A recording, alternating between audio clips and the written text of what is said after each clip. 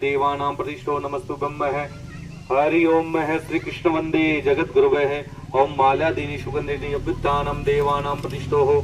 हरि ओम है। ओम कृष्णाय वासुदेवाय हरे परमात्मने नमस्तुते। वृंदकलेशनाशाय श्री गोविंदाय नमो नमः। वसुदेव सूतं देवं कंसिचारुमर्दनं देवकी परमानंदं कृष्ण वंदे जगत गुरुवे है। नाना सुगंधि पुष्पाणि यदा कालोद्भवानि च पुष्पांजलि मया दत्तं ग्रहणं परमेश्वर। मंत्रहीनं क्रियाहीनं भक्तिहीनं सुरेश्वर ताई मां पुंडरीकाक्ष कष्टं पापं हरो हरि। ओम नैवेद्यं प्रतिगृह्णान्ति नैवेद्यान्ति आचमनं जलं समर्पयामि। हरि ओम है सर्वदेवानां प्रतिष्ठो नमस्तुभ्यं। हरि ओम है सर्वज्ञस्य देवानां प्रतिष्ठो नमस्तुभ्यं है। श्रीमन्नारायण नारायण नारायण बोलो। नारायण नारायण बोलो। नारायण नारायण नारायण। श्रीमन्नारायण नारायण नारायण। लक्ष्मी नारायण नारायण नारायण। विष्णु नारायण नारायण नारायण। लक्ष्मी नारायण नारायण नारायण। श्रीमन्नारायण विष्णु नारायण। जय जय नारायण हरि नारायण। श्रीमन्नारायण नारायण नारायण। लक्ष्मी नारायण नारायण नारायण। पुष्प चढ़ा दीजिए। नाना सुगंधि पुष्पाणि यदा कालोद्भवानि च पुष्पांजलि मया दत्तं गृहाणं परमेश्वर। मंत्रहीनं क्रियाहीनं भक्तिहीनं सुरेश्वर ताहि मां पुंडरीकाक्ष कष्टं पापं हरो हरि। बोलो सच्चिदानंद भगवान की जय हो। श्री सुखदेव जी महाराज की जय हो। हाथ जोड़िए।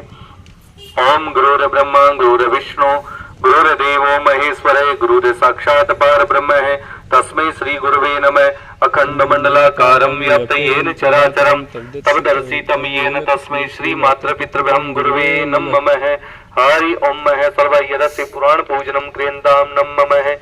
यहाँ जाइए। हरि ओम यदस्य देवानां रक्षते। तिलक कीजिए। ओम कस्तूरी तिलकम ललाट पटले वक्षतले कंगणम नासाग्रे मौक्तिकम वेणुतले कंगणम है। हरि ओम अक्षांते अक्षतम समर्पयामि। पुष्प चढ़ा दीजिए। नाना सुगंधि पुष्पाणि यदा कालोद्भवानि च पुष्पांजलि मया दत्तं ग्रहणं परमेश्वर है। मंत्रहीनं क्रियाहीनं भक्तिहीनं सुरेश्वर है ताई मां पुंडरीकाक्ष कष्टं पापं हरो हरि। हरि ओम ऋतुफलान्ते आचमनं जलं समर्पयामि। ओम नमस्तुभ्यं सर्वदेवानां रक्षते। ओम हरि हरे परमात्मने देवा यदस्य रक्षताः नमस्तुभ्यं है। प्रणाम कर लीजिए। हरि ओम है श्रीमन्नारायणाय नमस्तुभ्यं है यदस्य देवानां यदस्य रक्षताः। ओम गोविंद जय जय गोपाल जय जय जय जय राधा रमण हरे गोविंद जय जय। राधा जय जय गोपाल जय जय। राधा रमण हरे गोविंद जय जय। श्री राधा रमण हरे गोविंद जय जय। हरि गोपाल बोलो गोविंद बोलो। हरि गोपाल बोलो। राधा रमण हरे गोविंद जय।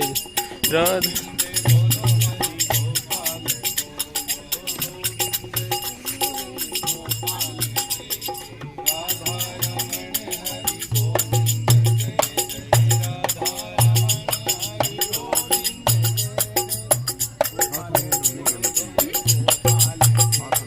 गोविंद जय जय गोपाल जय जय गोविंद। गोपाल जय जय राधा रमण हरि गोविंद जय राधा रमण हरि गोविंद जय जय गोविंद बोलो हरि गोपाल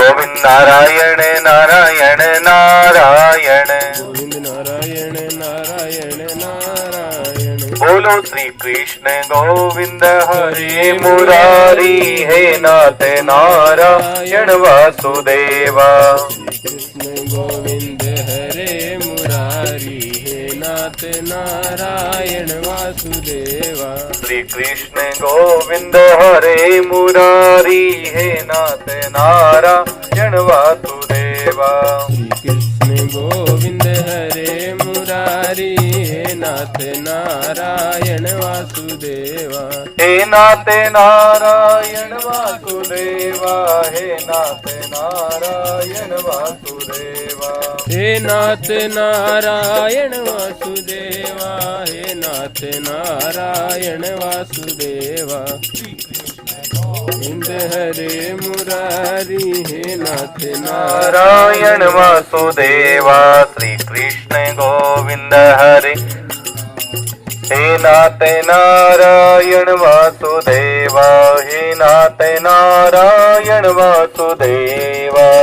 बोलो बालकृष्ण भगवान की, श्री सुखदेव जी महाराज की, उमापति महादेव की, अम्बे मैया की, कालका मैया की, सब संतन की, सब भक्तन की, गौ माता की। राम सिया राम। चलो आरती प्रज्वलित करूं।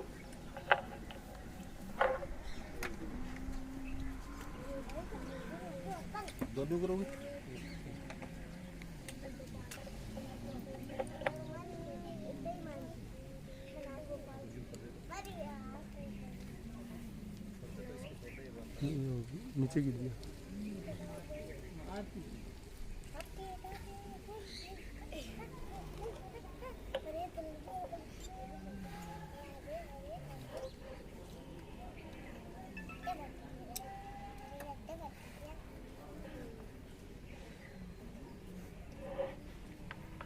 हरि ओम कपूर गौरम करुणावतारम संसार सारम भुजगजेन्द्रहारम सदा वसंतम हृदयार्य वंदे भवम भवानी सहितम नमामि ब्रह्म मुरारीत पुरांतकारी भानु शशि भूमेशुदो बुधस्य गुरु च शुक्रे शनि राहु केतव सर्वे ग्रह शांतिकरा भवन्तु नीलाम्बुजं श्यामल कोमलाभजो सीता समारोहितवात भागम प्राणो महासाय चारु चापम नमामि रघुवंशनाथम हरो हरि।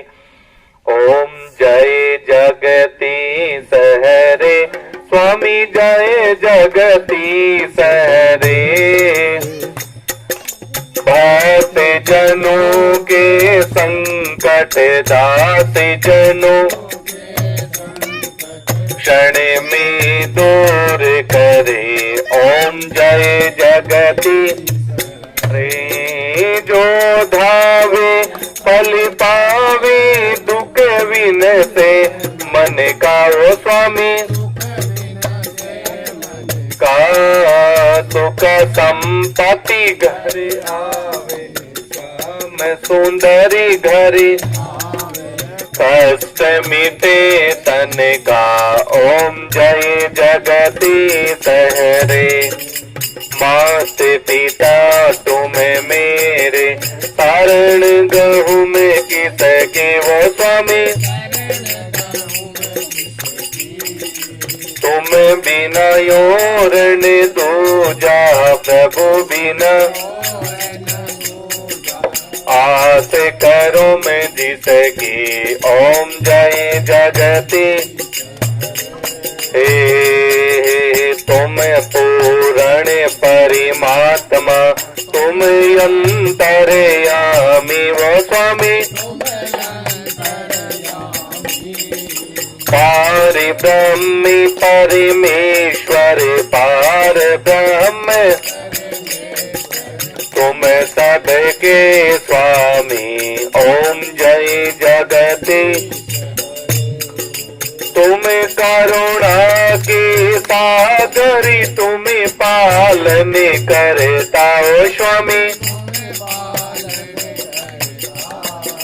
मैं मूरख खल कामी मैं सेवक तुम कृपा करो भरता ओम जय। तुम हो एक अगोचर सबके पति ओ स्वामी सबके प्राणपति। किस विधि मिलो रे दयालो सब विधि तुम को मैं कुमति ओम जय जगति। दीन बंधु दुख हरता तुम ठाकुर मेरे स्वामी। अपने हाथ उठाओ करुणा द्वार पड़ा तेरे ओम जय जगते। विषय विकार मिटाओ पाप हरो देवा स्वामी। सरदा भक्ति बढ़ाओ सरदा प्रेम बढ़ाओ संतन की सेवा ओम जय जगदीश रे। तन मन धन और लक्ष्मी सब कुछ है तेरा तेरा तुझको अर्पण प्रभु का प्रभु जी को अर्पण क्या लागे मेरा ओम जय जगदीश रे। श्याम सुंदर जी की आरती जो कोई हरि गावे जारा पापी परा जावे जारे घरी सही आवे मारे नरोती भी होई जावे जारा बाल की सुखी पावे। कहते सीमानंदी स्वामी लौटे थी भोलानंदी स्वामी सुख संपत्ति पावे ओम जय जगदीश रे। जय जगदीश हरे स्वामी जय दीनानाथ हरे प्रभु जय दीनानाथ हरे। भक्ति जनों के संकट नासी जनों के संकट बड़े में दूर बड़े ओम जय Jagdish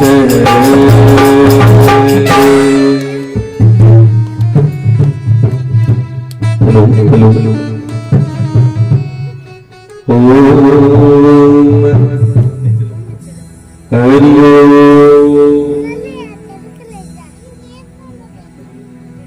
hello hello hello hello hello hello hello hello Hari hello hello Hari Om. जलेन शीतलेन धो शांति अंतरिक्ष भू शांति रापे शांति वनस्पति शांति सर्वभूतेषु शांति देवा सामा सुशांति भवयतो यतः। छटा लगा नीर का पाप गया शरीर का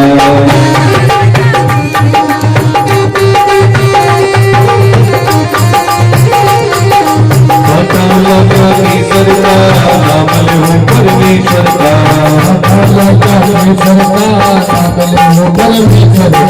हटाला का होली का नाम लो शिव भोले का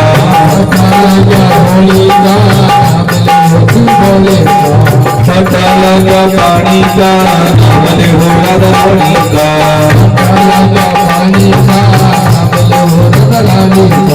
का नारायण नारायण नारायण नारायण नारायण नारायण बोलो नारायण नारायण नारायण बोलो नारायण नारायण नारायण लक्ष्मी नारायण नारायण नारायण नारायण नारायण नारायण श्रीमन नारायण नारायण नारायण नारायण नारायण नारायण विष्णु नारायण नारायण नारायण नारायण नारायण नारायण बोलो श्री कृष्ण गोविंद हरे मुरारी हे नाथ नारायण वासुदेवा गोविंद हरे मुरारी हे नाथ नारायण वासुदेवा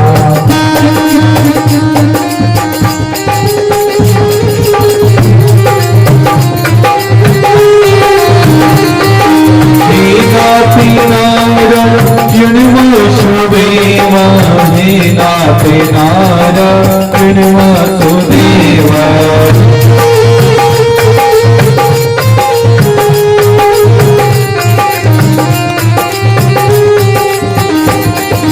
श्री कृष्ण गोविंद हरे मुरारी हे नाथ नारायण वासुदेवा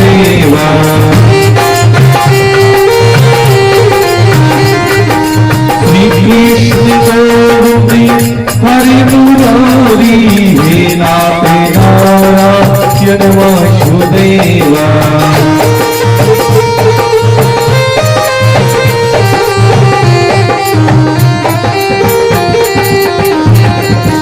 कृष्ण गोविंद हरे मुरारी हे नाथ नारायण वासुदेवा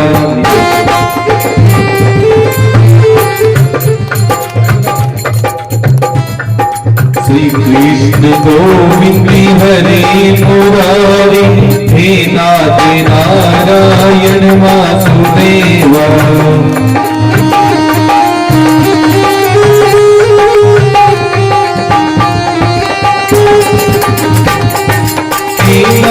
नारायण वासुदेवा हे नाथ नारायण वासुदेवा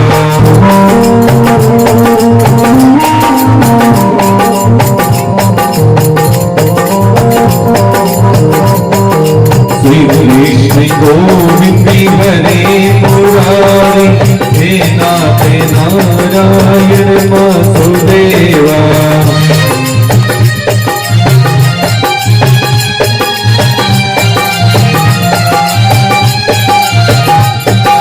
गोविंदा गोपाला मुरली मनोहर नंदलाला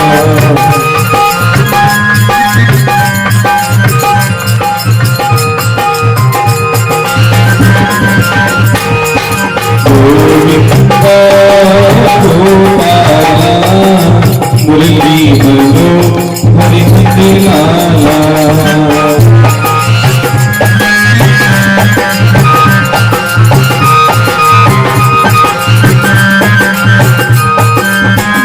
लाला जय गोविंदा जय नंद लाला जय गोविंदा नंद लाला जय गोविंदा जय नंद लाला जय गोविंदा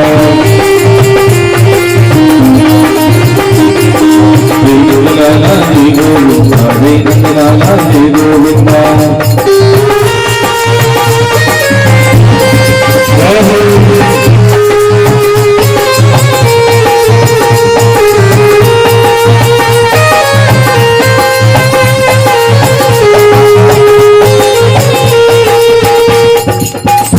गोविंद हरे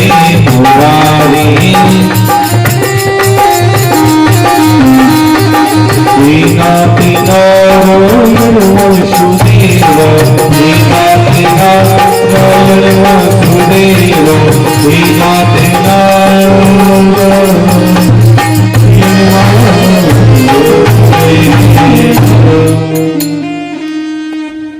बाल कृष्ण भगवान की जय हो।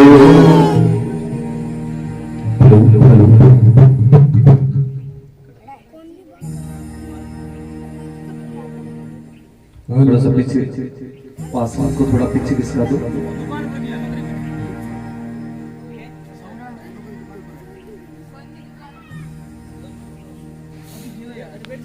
हाँ थोड़ा सा इधर वाले से।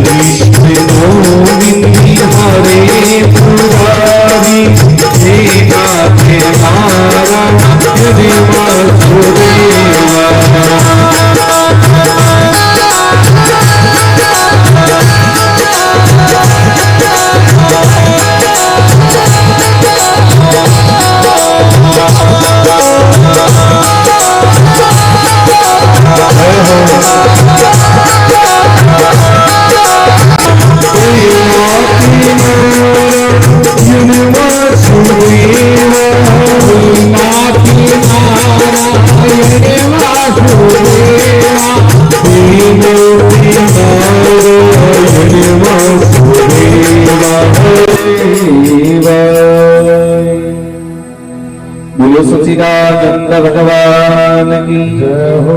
जय जय श्री राधे श्याम। कहते हैं कि महाराज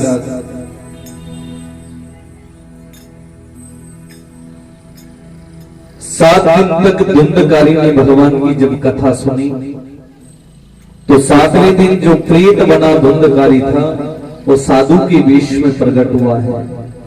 और जो धुंधकारी जीते जी कभी भगवान का भजन नहीं किया, आज सातवें दिन धुंधकारी जब भगवान की कथा का स्मरण कर रहा था तो जब प्रकट हुआ तो श्री कृष्ण गोविंद हरे मुरारी हे नाथ नारायण वासुदेवा। जब भगवान का भजन कर रहा था तो कहते हैं कि भगवान ने अपना पुष्प विमान भेजा है और पुष्प विमान में एक ही व्यक्ति के बैठने की जगह थी। अब नगर वाले कहने लगे भगवान कथा तो सब नहीं सुनी, अब भगवान ले जाओ बैकुंठ ले जाओ तो सब न ले जाओ, नहीं अकेला धुंधकारी नहीं किया। अब जान देवे गांव का यहाँ कोई नहीं जानते जी। आजकल बरातरो कोड खोने पहली बरातरो सो तो होकर टावरिया 4 बजे उठ जाता और गणकरा तो गाड़ा लमोट लमोट की चला जाता। अब तो दिखाना दिखा देना पर जाओ रे आपने कौन आई बस। तो क्या भगवान के दिव्य धाम में जाने के लिए सब नगरवासी इकट्ठा हो गए कि या तो धुंधकारी कोई नहीं जाने देंगे, नहीं तो हमें भी ले जाऊं महाराज। अब भगवान के पार्षद कहने लगे कथा तो तुमने भी सुनी, कथा धुंधकारी ने भी सुनी, लेकिन जैसी धुंधकारी ने सुनी वैसी किसी ने नहीं सुनी। अब कैसे सुनी धुंधकारी? 7 दिन तक धुंधकारी ने धरती के आसन पे बैठकर भगवान की कथा सुनी। तो काया को कष्ट हो जाना तो एक अलग है। तो जागरण सत्संग में जाना तो लटक बोगर कुर्सी कट है जटे बैठा नहीं तो है बैठा है। धरती से बड़ो कोई आसन नहीं। देखो कोई हारी बीमारी हुआ काया को कष्ट हो बात तो अलग बात है।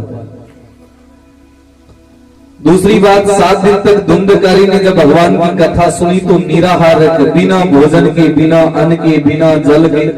अब आप यहाँ तो कौन सुन सका पर थोड़ी बहुत भोजन करके कथा सुने, क्योंकि भगवान की कथा सुनने के लिए जाना डट के जी मरावाने जना कहीं में नींद आने शुरू हो जाए। क्योंकि एकानी तो राम जी की कृपा, एकानी अन्न की कृपा और पच उबासा पर उबासा उबासा पर उबासा जाके कहीं पे तो आज सगली नींद आ गई। ऐसी सगली सागे दुनियारी महाराज भगवान की कृपा हो रही है और नहीं नींद ही आ सके इतनी सोरी नींद आ रही। टेबलेट लेता लेता एक एक नहीं 2 चालू कर ली, 2 4 कर दे, 5 कर दे, कुछ भी 2 घड़ी ज्यादा नींद नहीं आ सके कि भगवान की कृपा बिना नींद भी नहीं आ सके। तो धुंधकारी ने 7 दिन तक जब कथा सुनी तो अलगहार निराहार अलग भोजन करके महाराज भगवान की कथा सुनी। 7 दिन तक धुंधकारी ने जब कथा सुनी तो क्रोध नहीं किया था, गुस्सो नहीं करो। और भी अटे लूच में तो कोई गुस्सो करे ही करे और करे तो दिखाई जे मता। 7 दिन कोई ने घणो गुस्सो आवे तो कोई कमरा में पड़ के रात रो निकाल बर्बाद पछी बारे निकला। और क्रोध आवे जना आपनो वीडियो देखे रो देखाणी आपा बई अंक जगह पे दिया।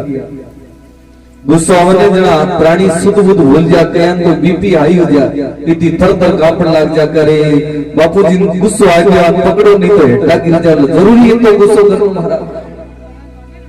छोटो सो मिनट जमारो महाराज, न जाने कदी स्विच ऑफ हो जाओ कद पटको निकल जाओ। 5वीं बात धुंधकारी की थी कि 7 दिन तक धुंधकारी ने किसी को भी अपशब्द नहीं बोला था, कड़वे वचन नहीं बोले थे और किसी भी प्रकार को मन से वचन से कर्म से भाव से किसी भी प्राणी को दुख नहीं हुआ। ऐसा भाव लेके धुंधकारी ने 7 दिन की कथा सुनी। तो कहते हैं जीते जी धुंधकारी ने कभी भजन नहीं किया, कभी प्याऊ नहीं लगवाई, लेकिन मरणोपरांत मरने के बाद जब गोकर्ण ने भगवान की कथा करवाई तो कहते हैं कि धुंधकारी 7 दिन तक भगवान का कीर्तन सुनते सुनते भगवान के दिव्य धाम में पहुंचा है। बोलो सच्चिदानंद भगवान की।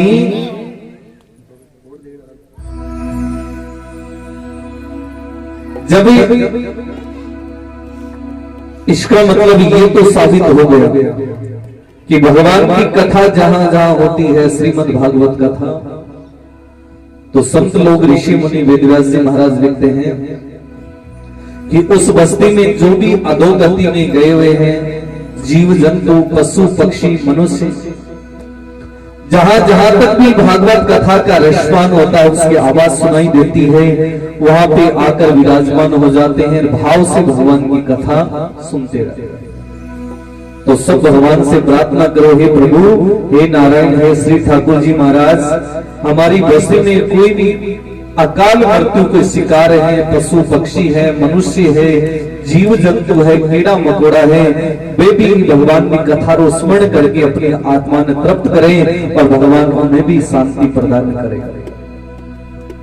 और किया गया महाराज भगवान की कथा हुए जना, एक तो भगवान पुष्प वर्षा, अभी सुबह की कथा में चल रहा था कि जिस समय नारद ऋषि और सुखदेव मुनि की मुलाकात हुई थी उस समय भगवान की पुष्प वर्षा हुई थी, ये शास्त्रों में प्रमाण है।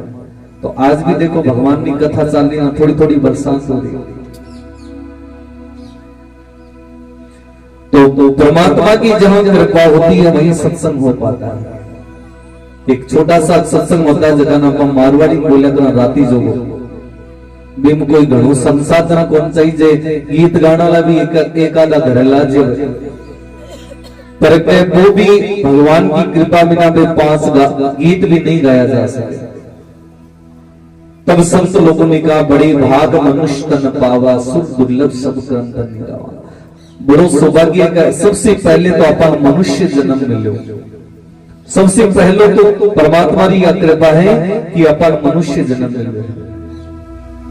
मनुष्य जन्म के बाद में अपन बढ़िया घर में जन्म मिलो जरा आप भगवान की कथा सुना, नहीं तो भगा दौड़ी भगा दौड़ी भगा दौड़ी ओसान दौड़ी ओसान। और तीसरी कृपा परमात्मा की कृपा हुई जना अपन सत्संग भागी बना।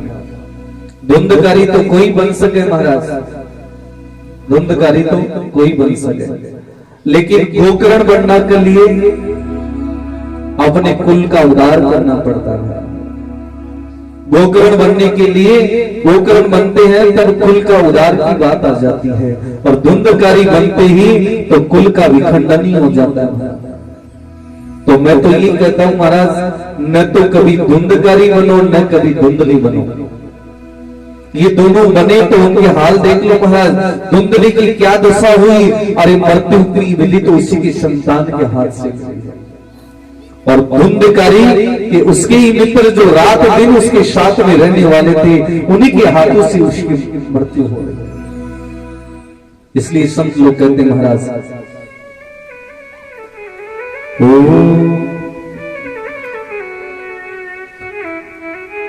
तूने हीरो सो जने में गवायो रे, भजन बीना बावरो। कतो बढ़िया भगवान शरीर दियो और पच महीना जमारो, और पच भी अपन एक भजन नहीं आ रहे है, ज्यादा नहीं तो आप जीवन में 5 भजन तो जरूर सीखो महाराज। और 5 भजन बोले जना 20 मिनट लगे, कितनी 20 मिनट, और चुगली करे जना एक चुगली में 25 मिनट लगे, और नहीं लगे तो देख लीजिए कर। और कई चुगलियां जी कोई 18 मिनट रही 19 मिनट रही हो सिने बीच में दूसरी घुसेट दे 1 घंटा पहले लारो कौन छोटे बाद 6 मिनट रही पूर्ति करी कि तो बढ़िया भगवान मनुष्य बिनक जमारो दिया है।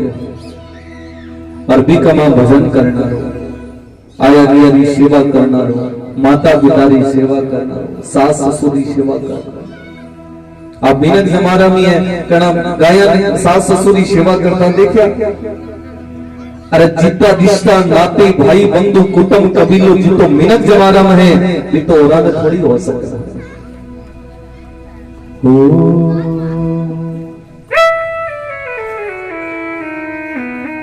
वो तूने हीरो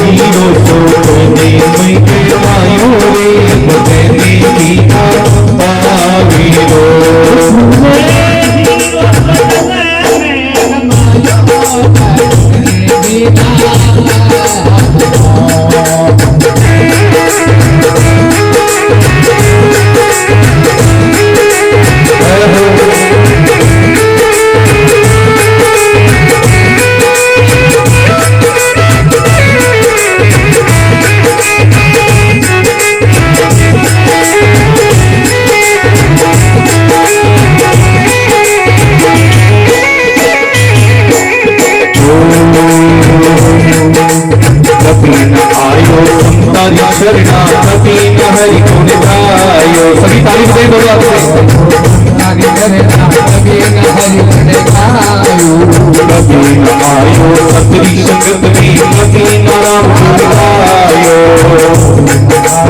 कभी जगत में कभी न हरि गुण गायो। बचपत मरियो नील किनारी, बचपत मरियो नील किनारी, सोई गायो उठी कांजी जने दीना दागीरो। मेरे हीरो तो जने जमायो रे दीना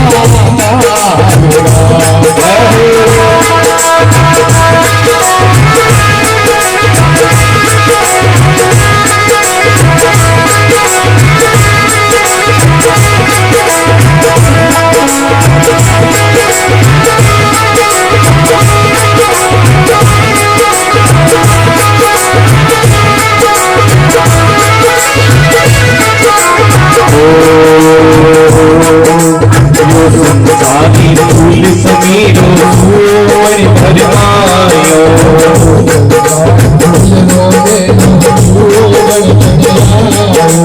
मारी तो जिम गलियां रूली, मारी तो गलियां रूली, सिर धुनी धुनी कच्ची तायो रे भजनी मीरा बाबेरो।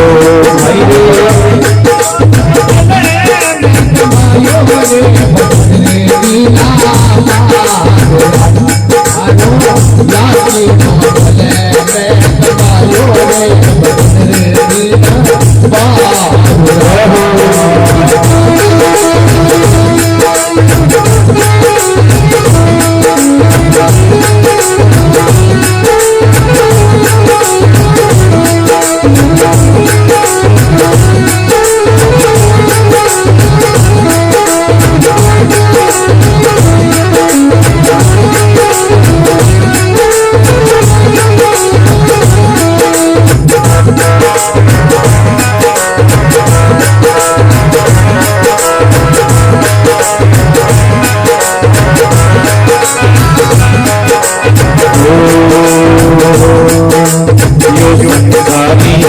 रुगणियों सब सोना संगलायो।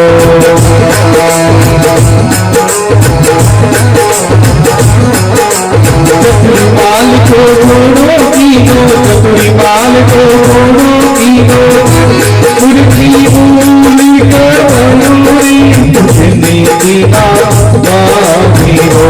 भाई रे हीरो तो चले मैं गवायो रे तुझने दीना बागीरो।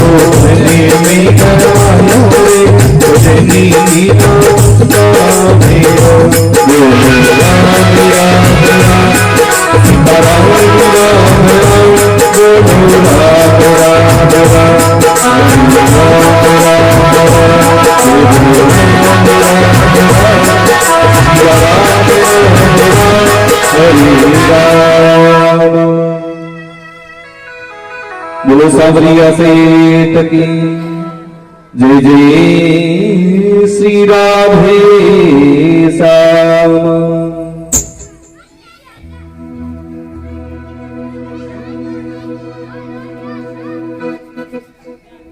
कहते हैं कि महाराज नारद ऋषि आत्मदेव की ये सुंदर कथा वेदव्यास जी को सुना रहे थे। अब वेदव्यास जी ने जैसे ही धुंधकारी की कथा सुनी और धुंधकारी जैसे पुत्र का वृतांत सुना तो आत्मदेव जी अपनी पत्नी को समझाने लगे, हे देवी, कहीं अपना सुखदेव भी धुंधकारी बन जाता तो हम क्या करते हैं। इससे अच्छा भगवान का भजन तो कर रहे हैं। नारद ऋषि ने उसके बाद कहा, महाराज एक समय की बात है जब पांडवों का महाभारत का युद्ध समाप्त हो गया। एक दिन सब पांडव अपने महल में बैठे हुए थे। उस महल में द्रौपदी भी थी। बच्चों को बिठाना भाई, बच्चे दौड़ रहे हैं, उनको बिठाना। ऐसे करते करते महाराज धुंधकारी की अद्भुत कथा सुना रहे थे और कहते हैं कि पांचों पांडव एक जगह बैठे हैं, द्रौपदी भी उस महल के अंदर है और पांचों भाइयों के बीच में चर्चा चल रही थी। अर्जुन तो कह रहा है कि मैंने सबसे ज्यादा मारे हैं, भीम कह रहा मैंने सबसे ज्यादा, नकुल सहदेव कह रहे हमने सबसे ज्यादा महाभारत में युद्ध में काम किया है। धर्मयाग युधिष्ठिर कह रहा है कि मैं नहीं होता तो युद्ध नहीं जीतते। पांचों के शब्द सुन लिए, द्रौपदी के कानों में पड़े और द्रौपदी ने विचार किया कि किसी ने भी एक ने भी वासुदेव श्री कृष्ण का नाम नहीं लिया। द्रौपदी ने कहा, हे भगवान, आज तो ये पांडव युद्ध जीते हैं और कल न जाने कितना अनिति कर देंगे। हे प्रभु, इन्हें कोई ज्ञान करवाइए। ऐसा करते करते विचार कर रहे थे, इतने में भीम बलशाली था तो भीम ने कहा, जहां हम पांचों भाई रहते हैं वहां मृत्यु भी हमें बगैर पूछे नहीं आ सकती। आज मध्य रात्रि का समय था। गुरु द्रोणाचार्य का पुत्र अश्वत्थामा अपने पिता की मृत्यु का बदला लेने के लिए पांडवों के महल में आ जाता है और दुर्योधन से वचन करके आया कि आज की रात्रि में पांचों पांडवों का सर काट के लाऊंगा। मध्य रात्रि थी, एक तरफ द्रौपदी के 5 पुत्र सो रहे थे और एक तरफ पांचों पांडव सो रहे थे। अश्वत्थामा ये ज्ञान नहीं कर पाया और कहते हैं कि महाराज मध्य रात्रि में पांडवों की जगह 5 छोटे बालकों का सर काटकर पोटली भर के और महाराज दुर्योधन के पास में पहुंच गया। जाके पोटली को खोल के देखा तो दुर्योधन कहने लगा, है अश्वत्थामा, तुमने तो बड़ा अनर्थ कर दिया। अरे पांडवों की जगह 5 छोटे बालकों का सर लेके आ गया है। ये पांडव तुम्हें जीवित नहीं छोड़ेंगे, इसलिए आज का सूर्य उदय होने से पहले ही तुम्हें इस नगर का त्याग कर दो। सुबह का समय हुआ, राजमहल से पांडव उठ के आ गए लेकिन पुत्र नहीं उठे हैं। द्रौपदी ने जाकर देखा तो खून की नदी बह रही थी। एक नहीं 5 पुत्रों का मृत शरीर पड़ा है। द्रौपदी ने पांडवों को बुलाया, बुलाकर कहा, हे पांडवों, कल तो तुम कह रहे थे जहां हम होते वहां मृत्यु नहीं आती है। एक नहीं ये तो 5 को साथ ले गई, तुम सोते के सोते रह गए। अर्जुन ने प्रतिज्ञा कर ली, हे द्रौपदी, आज का सूर्य अस्त होने से पहले जिसने तुम्हारे पुत्रों की हत्या की है उसको सर काट कर तुम्हारे चरणों में रख दे। द्रौपदी ने कहा, नहीं महाराज, यदि तुम मेरे आत्मा को शांति दिलाना चाहते हो तो मैं ऐसे शूरवीर का दर्शन करना चाहती हूँ जिसने पांडवों के महल में आकर 5 पुत्रों की हत्या कर दी। वो कोई साधारण नहीं है और तुमसे भी 5 से भी कोई बड़ा बलशाली है। शाम का सूर्य अस्त होने से पहले अश्वत्थामा को लाकर द्रौपदी के सामने खड़ा किया और कहते हैं, गुरु पुत्र को देखते द्रौपदी भयभीत हो गई और कहा, ले जाओ इसे, तुरंत छोड़ के आ जाओ। मैं इसके दर्शन नहीं करना चाहती, मैं उसे कोई सजा नहीं देना चाहती हूँ, मेरी करनी का फल मुझे मिल चुका है। अर्जुन कहने लगा, तुम कैसी माता हो? अरे तुम्हारे सामने हत्यारा खड़ा 5 पुत्रों की हत्या करने वाला और तुम इसको सहकुशल छोड़ रही हो। द्रौपदी कहने लगी, ये मुझे अपनी करनी का फल मिल रहा है। कैसे? हे पांडवों, एक बार तुमने महाभारत के युद्ध में झूठ बोला था, अश्व है कि अश्व मारा गया।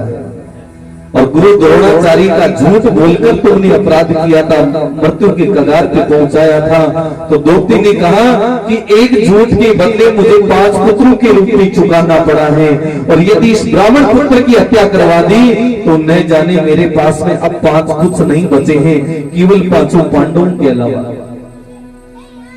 द्रौपदी ने सकुशल छोड़ दिया, परंतु कहते हैं कि अश्वत्थामा को क्रोध आ गया कि द्रौपदी ने मुझे कोई सजा नहीं दी है, इसलिए अश्वत्थामा ने विचार कर लिया कि मैं पांडवों का वंश मिटा के रहूंगा। जब ये विचार कर लिया तो कहते कि पांडवों की केवल एक आस बनी थी कि अर्जुन का पुत्र का नाम था अभिमन्यु, और अभिमन्यु की पत्नी का नाम था उत्तरा, और उत्तरा के गर्भ में एक संतान थी। अब पांडव ये सोच रहे, हे भगवान, ये उत्तरा के गर्भ में जो संतान है वो यदि पुत्र हो जाए तो हमारे पांडवों का वंश सुरक्षित रह जाए, नहीं तो इस राजपाट को संभालने वाला भी नहीं है। देखो महाराज, भगवान के सामने घणो जिद करे पांडव तो इयान की स्थिति लाके खड़ी कर दी, जगह युद्ध जितायो भाई, युद्ध में समाप्त भी करवा दियो, और महाराज एक भी पुत्र नहीं है, अब कौन राज संभालेगा। तो सब पांडव अचंभित हो गए और कहते कि उत्तरा के गर्भ की पीड़ा बढ़ने लगी है। इधर से अश्वत्थामा ने ब्रह्मास्त्र का प्रयोग किया है। तो कहते हैं कि ब्रह्मास्त्र का जैसे प्रयोग किया और उत्तरा के गर्भ की पीड़ा बढ़ने लग जाती है। जैसे जैसे उत्तरा की गर्भ की पीड़ा बढ़ने लगी, उत्तरा दौड़ी दौड़ी द्रौपदी के पास में गई है। द्रौपदी ने कहा मेरे पास कोई उपाय नहीं है, ऐसा करो तुम वासुदेव श्री कृष्ण की शरण में चली जाओ, जो युद्ध जीता सकते हैं वो कुल को भी बचा सकते हैं। अब उत्तरा ने कहा महाराज हे माता, ये तो बताओ मैं जाकर क्या कहूं। कि तुम जाकर कन्हैया के चरणों में गिर जाना और उनसे कहना महाराज मेरा कुल बचे ना बचे, मेरी संतान बचे ना बचे, मेरा कुल सुरक्षित रह जाना। उत्तरा दौड़ी दौड़ी भगवान की शरण में गई है और जैसे ही जाके कन्हैया के चरणों में गिरी है और भगवान श्री कृष्ण ने कहा हे उत्तरा, क्योंकि उत्तरा के पति तो युद्ध में मारे जा चुके थे, तो अखंड सौभाग्यवती का तो आशीर्वाद मिल नहीं सकता। अब केवल एक आशीर्वाद बचा कि तुम्हें पुत्रवती भाव जाओ, तुम पुत्रवान होगी। और उत्तरा प्रसन्न होकर अपने कुल में आई गई है। और इधर से भगवान ने अश्वत्थामा को समझाया, हे अश्वत्थामा, जिस पांडव के वंश को तुम मिटाने की प्रतिज्ञा कर रहे हो उसको संभालने वाला मैं खुद हूं, इसलिए मैं चाहूंगा तो ही मिटेगा और मैं चाहूंगा तो सुरक्षित रह जाएगा। जब पांडव के इस पोते का जन्म का प्रगति का समय आया है तो कहते हैं कि सब प्रतीक्षा करते करते आज पांडव के महल में एक बालक के रोने का स्वर सुनाई दिया। पांडव प्रसन्न हो गए हैं, दास दासियां जाकर अश्वत्थामा से की बारे में बता सुनाया। और इधर से महाराज पांडव को जाकर कहा महाराज आपके पोती का जन्म हुआ है, और कहते ब्राह्मण ऋषि मुनियों को बुलाकर उस बालक का नामकरण करवाया है। देवं शरणागतो ते रक्षतम् सर्वमेव ते रक्षतम् नारायणं च रक्षणं कंकणं ते रक्षामि। यहाँ नारद ऋषि वेदव्यास जी से कहे कि कण कण में भगवान ने रक्षा की, और कहते हैं कि आज पांडवों के पोते का जन्म हुआ, उस पोते का नाम रखा गया परीक्षित नाम रखा गया है। और कहते हैं कि परीक्षित जन्म से ही भगवान का परम भक्त बन गया और धीरे धीरे परीक्षित बड़ा हुआ है। और जैसे जैसे परीक्षित बड़ा हो गया तो कहते हैं पांडवों ने परीक्षित को राजा बना दिया और पांडव खुद भगवान की शरण की ओर चल पड़े हैं। अब परीक्षित राजा बनने के बाद अपनी नगरी को धन संपन्न कर दिया और नगरी में किसी प्रकार की कमी नहीं थी। और कहते हैं परीक्षित भी पांडवों की तरह धर्मपरायण नीति पर चलने वाला राजा बन जाता है। और एक दिन मध्य रात्रि के समय से पहले परीक्षित की नगरी में कलयुग का आगमन हो जाता है। और कलयुग ने आकर कहा महाराज मैं आपकी नगरी में एक समय विश्राम करना चाहता हूं। और तो कहते हैं कि कलयुग ने सबसे पहले सेवक और दास दासियों के सामने हाथ जोड़े हैं। तो कहते हैं परीक्षित के नौकर चाकर कहने लगे महाराज हम तो भगवान के इस राजा के सेवक हैं, हम आपको कैसे आज्ञा दे सकते हैं। ऐसा कीजिए आप जाकर खुद ही राजा से पूछ लीजिए, क्योंकि इस नगरी में किसको विश्राम करना है हर कौन नहीं कर सकता, ये निर्णय केवल राजा ही करते हैं। मध्य रात्रि से पूर्व संध्या के समय परीक्षित कि राजमहल के अंतर्गत कलयुग चला जाता है और जाकर हाथ जोड़कर कहने लगा महाराज मुझे एक रात्रि का विश्राम चाहिए। राजा परीक्षित कहने लगा ही कलयुग तो एक रात्रि की बात करे, अरे थारो एक घड़ी भी विश्राम हो जावे तो भी नगरी को सर्वनाश कर देगा। कलयुग कहने लगा महाराज मैं कैसा भी हूँ, पापी हूँ, दुष्ट हूँ, अन्यायी हूँ, पर आप राजा हैं और राजा का दायित्व बनता कि शरणागत होती रक्षकम, शरण में आए हुए की रक्षा करना वही राजा होता है। और कलयुग हाथ जोड़कर रोने लग गया है, क्योंकि कलयुग नाटक तो पूरा जाया कर दो रोनो शुरू करे हैं। राजा के सामने लंबा लंबा आंसू ढलकाया है और कहने लगा महाराज मैं भी सुधर गया हूँ और भगवान का भजन कीर्तन शुरू कर दिया है। श्रीमन नारायण नारायण नारायण। जिस कलयुग ने कभी भजन नहीं किया, पर कहते हैं कि राजा परीक्षित का सर्वनाश करने के लिए, आज राजा परीक्षित की बुद्धि भ्रष्ट करने के लिए कलयुग ने भगवान के नाम का सहारा लिया है।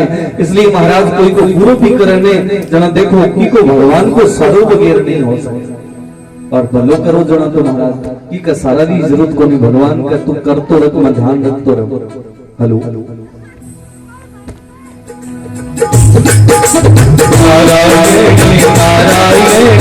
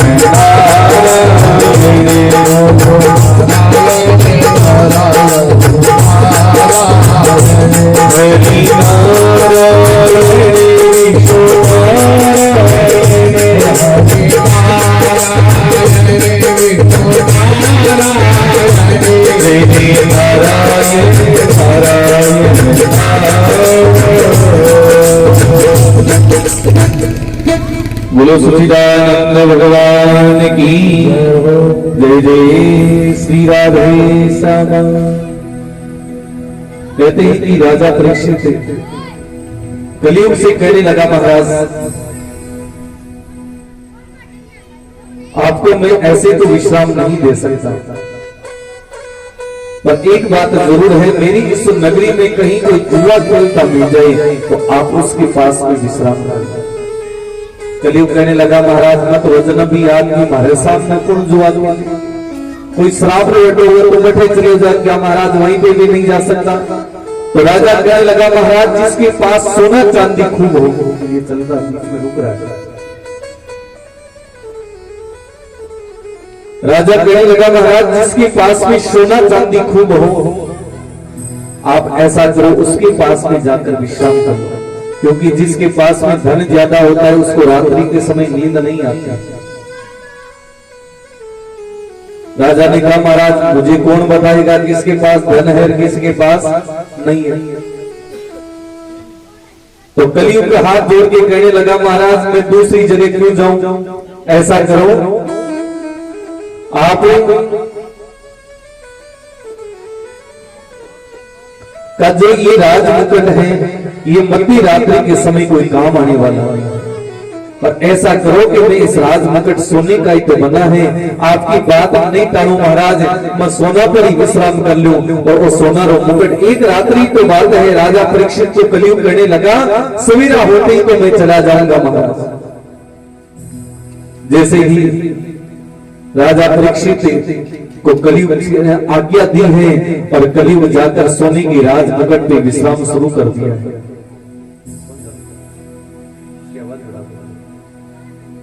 ऐसा सुनते सुनते महाराज सुबह का समय हुआ तो राजा परीक्षित पूजा पाठ करके ध्यान साधना करके महाराज सुनसान जंगल में आज भगवान की भक्ति के लिए सेवा के लिए जाने वाला था। लेकिन जैसे ही परीक्षित ने अपना राज मुकुट पहना है, कलयुग के प्रभाव से परीक्षित की बुद्धि खराब हो गई और सोचा कि प्रजा की सेवा तो हमेशा ही करता हूँ, आज जंगल में चलकर कोई शिकार कर लेता हूँ। पूरी दिन तक चलता गया, कोई जगह नहीं मिली। पहले दिन पूरी नगर में से बाहर जाने के बाद भी वापस नहीं आया है और राजा ने सोचा बगैर शिकार के कैसे जा सकता हूँ।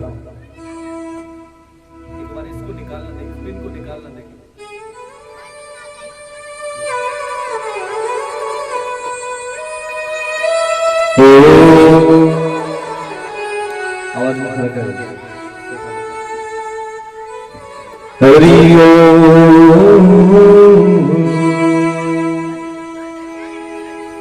ऐसा सुनते सुनते महाराज राजा परीक्षित पहले दिन जंगल में चल रुक जाता है। सोचा कि जब तक कोई शिकार नहीं खेल लेता तब तक वापस नहीं जाऊंगा। अब दूसरे दिन का समय आया, दोपहर दिन आ गई, भूख प्यास लग गई है। राजा शिकार तो भूल गया और सोचा कि जंगल में कोई खाए पी लेता हो।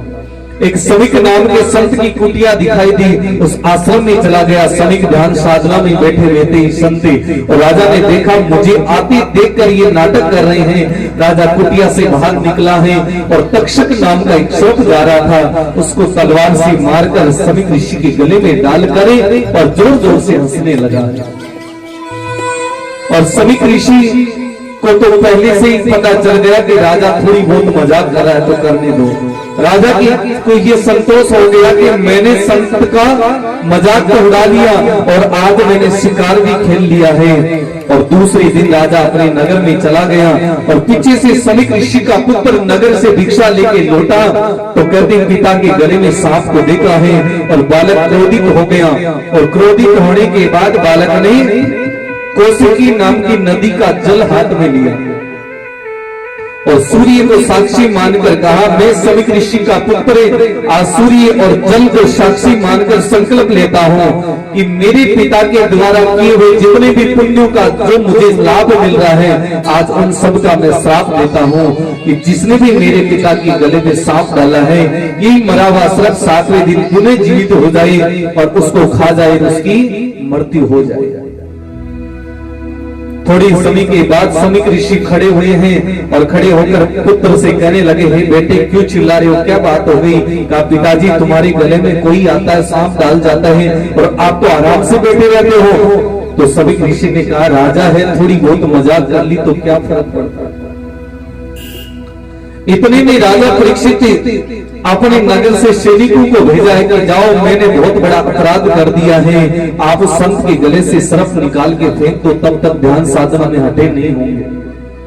सैनिकों के आते ही सविक ऋषि ने बता दिया कि मेरे पुत्र ने श्राप दे दिया है और 7वें दिन तक्षक नाग के खाने से मृत्यु होने वाली। सैनिकों ने जाकर राजा को राजसभा में समाचार सुनाया और जैसे ही राजसभा में समाचार पहुंचा तो कहते हैं कि राजा परीक्षित भयभीत हो गया, डरने लगा है, थरथर कांपने लगा। तो मंत्री कहने लगे, महाराज क्यों चिंता करें, हम बैठे हैं ना। तो राजा को कहने लगा, भाई मार के तो मैं भी आया हूं सर्प को, लेकिन जो जीवित हो गया तो वो 7वें दिन एक को जरूर लेके जाएगा। राजा कहने लगा, ये बताओ फिर मेरी जगह मरने के लिए तैयार कौन है? राजा जिधर देख रहा उधर से ही लोग खड़े होकर रवाना, जिधर देख रहा उधर से ही रवाना होगा।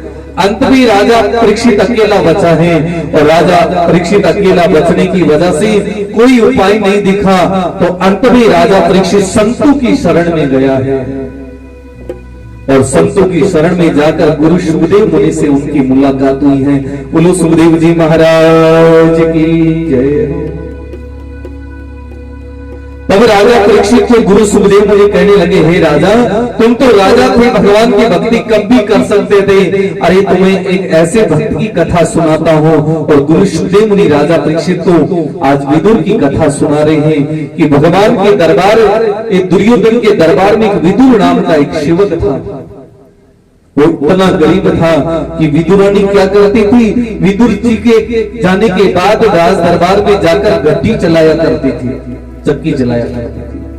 और कहते विदुरानी वैसा का वैसा कपड़ा दूसरा लेके जाती और जब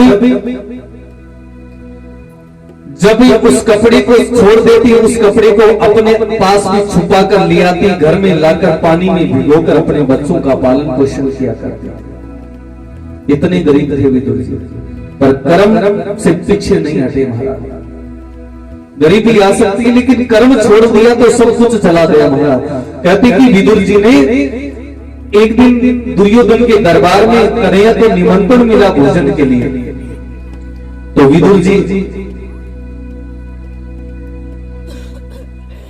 उस समय मन में विचार होने लगा, कन्हैया के स्वागत की तैयारियां करने लगे थे। शाम को देरी से पहुंचे हैं, शाम को देरी से घर पहुंचे तो कहते हैं कि विदुरानी ने पूछा, महाराज आज इतनी देरी क्यों कर दी, क्या बात है? ऐसा सुनते सुनते महाराज विदुरानी को विदुर जी कह रहे, सुनो कल हमने हमारी नगरी में कन्हैया को भोजन का निमंत्रण मिला है, इसलिए उनके आने की स्वागत की तैयारी कर रहे थे।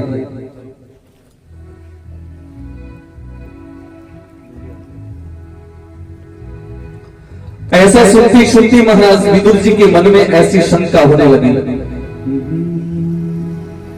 देवं यदस्य रक्षतम नारायणं सर्वमेव ते रक्षाणं पापं हि परपीडनं रक्षामो हि करोस्तुतं महे।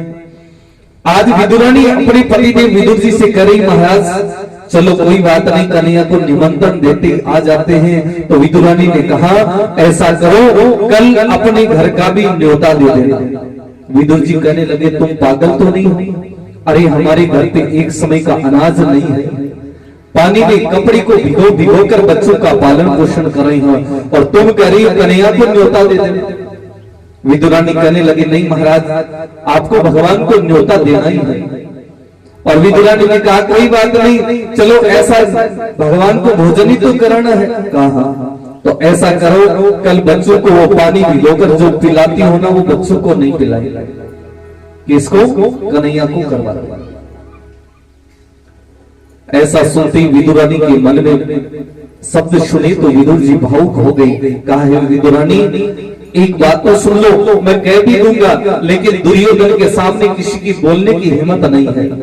विदुरानी कहने लगी केवल जब कन्हैया आए तो एक बार उनके चरणों की तरफ हाथ जोड़कर भाव प्रकट कर देना और सब अपने आप संभाल लेंगे। कहते भगवान तो भाव की भूखे हैं। आज जब दूसरी दिन जब विदुर जी घर से जाने लगे तो कहते विदुरानी ने पीछे से आवाज लगाई, रे महाराज रुकिए। और अपन कहते हैं ना कि महाराज बाहर पीछे से आवाज लगाने से एक बार निकालना आवाज परिवर्तन हो गया, इसको निकाल यहाँ से भी निकालो, रिकॉर्डिंग नहीं हो रही। हेलो हेलो हेलो, इसको निकाल।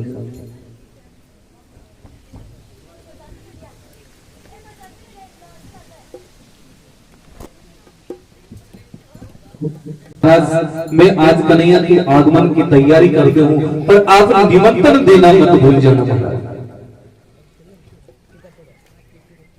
दूसरे दिन महाराज विदुर जी गए हैं और राजसभा के अंतर्गत भगवान का प्रकट हुआ है। तो दुर्योधन ने कहा चलो कन्हैया भोजन की तैयारी शुरू कर दीजिए। कन्हैया ने कहा है दुर्योधन मैं आपका मित्र बन के आया हूं, मैं शांति दूत बन के आया हूं।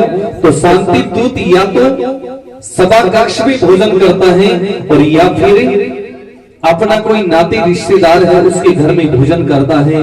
तो कहा कि मैं तो आज का भोजन विदुर के घर पे खाने वाला हूं।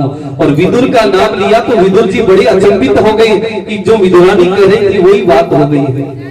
अब विदुर जी ने सोचा अनाज तो है नहीं, कन्हैया को थोड़ी पता चलता है, ऐसा करता हूं मैं नगर से भिक्षा लेके आ जाता हूं। इधर से कन्हैया का आगमन हो रहा है और कहते हैं कि कन्हैया ने आकर विदुर जी की घर की ओर प्रस्थान किया है। श्री कृष्ण गोविंद हरे मुरारी हे नाते नारायण वासुदेवा।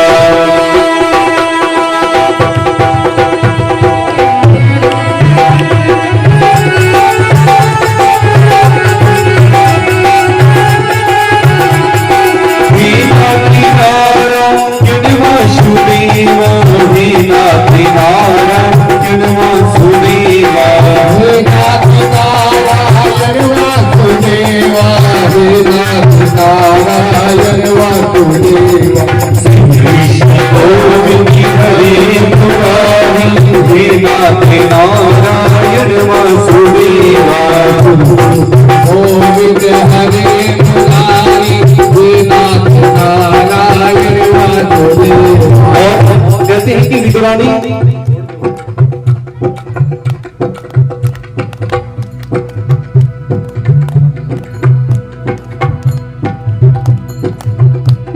हे नाते नारायण वासुदेव, हे नाते नारायण वासुदेवा, हे नाते नारायण वासुदेवा, हे नाते नारायण वासुदेवा। और भगवानी अपने घर के अंतर्गत कन्हैया को लेकर महाराज दर्शन करा रही है। बड़े भाव से और अपने घर में घुमाना शुरू कर रखा है। और जैसे जैसे महाराज नगर के अंतर्गत अपनी कुटिया में जब घुमाना शुरू किया तो उस समय विदुर जी नगर से भिक्षा के लिए गए हुए हैं और विदुरानी को कन्हैया कहने लगे, हे माता ऐसे घर में घुमाओगी, कुछ खिलाओ पिलाओगे? तो कहते विदुरानी ने सोचा, रे भगवान चलो आपको घर में ले जाकर भोजन करवाते हैं। अब विदुरानी घर में ले गई है, बाजूट पड़ी थी महाराज, एक तरफ कन्हैया की तरफ देख रही है और उस बाजूट को उल्टा लगाकर कन्हैया को बिठा देती है। देवं यदसि रक्षतम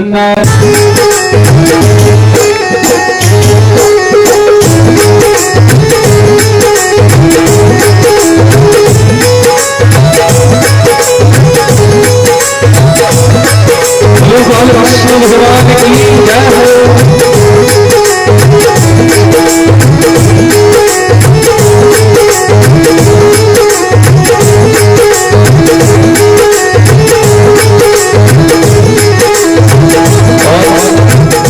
कहते कि विदुरानी भगवान की सेवा करती करते इतनी मग्न हो रही थी कि पता ही नहीं चला, दोपहर दिन से संध्या हो गई और इधर से विदुर जी का आगमन हो रहा है।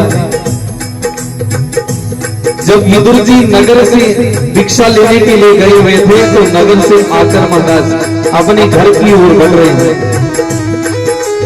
परंतु किसी भी प्रकार की विदुरानी के मन में कोई अद्भुत शंका नहीं हो रही है। बड़ी ही चिंतित भाव से और विदुरानी इधर से भगवान की सेवा में लगी हुई है। हरि चाकरी की रघुमना कांवरिया, रघुमना बुलाला, रघुमती रातो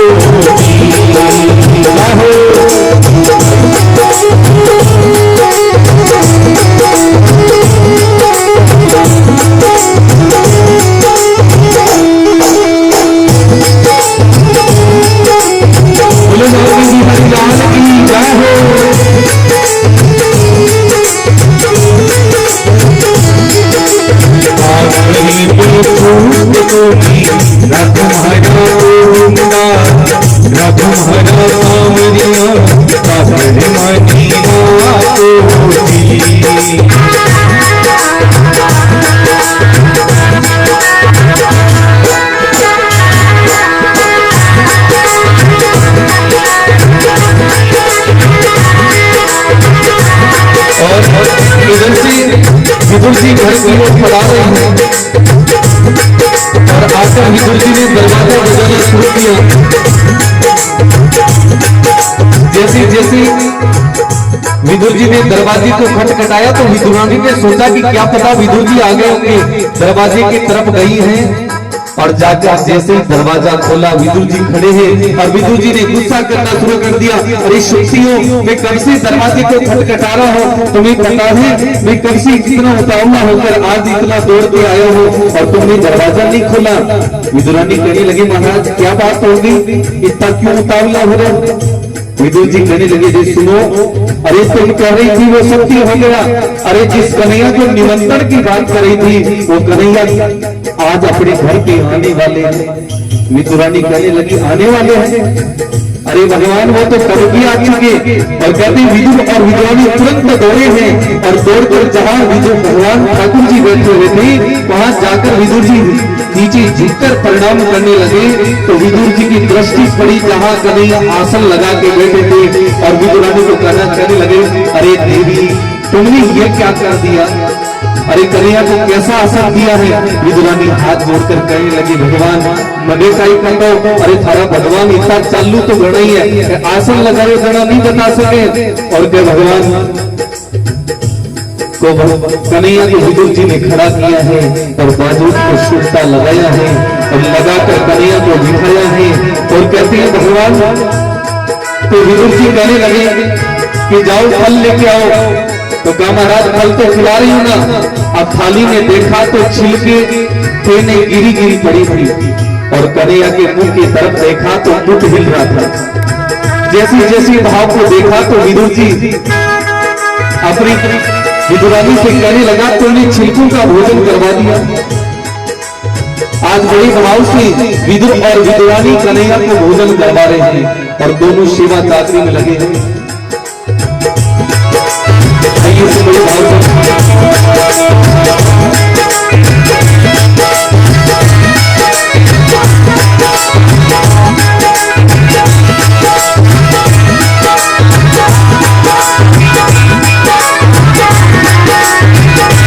बोलो सांवरिया पेट की जय हो।